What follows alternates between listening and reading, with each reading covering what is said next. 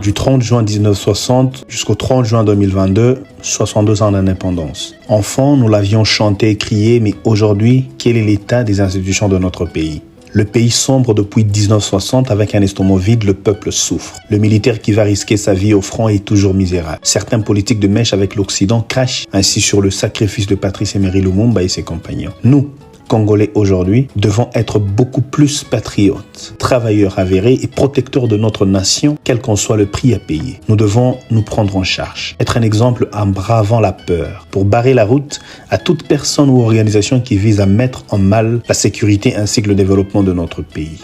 Le Congo de nos ancêtres a construit la Belgique, le Rwanda ainsi que beaucoup d'autres pays du monde, mais demeure toujours dans une misère qui ne dit pas son nom. Ça doit changer et c'est maintenant.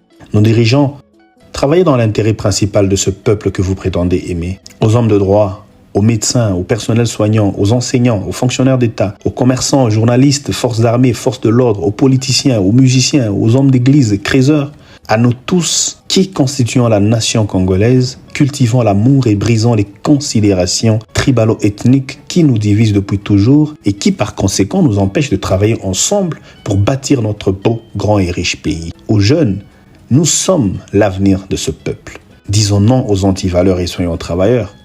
Ne reproduisons pas les erreurs de nos pères et mères, mais allons ensemble dans un esprit patriotique, réussir là où ils ont failli et améliorer là où ils se sont trompés.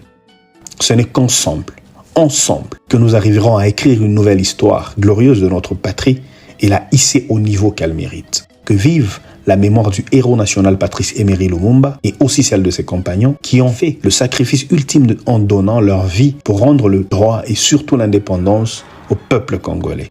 Arrachons donc notre indépendance politique, économique, sanitaire, alimentaire et monétaire, surtout technologique, culturelle et éducationnelle.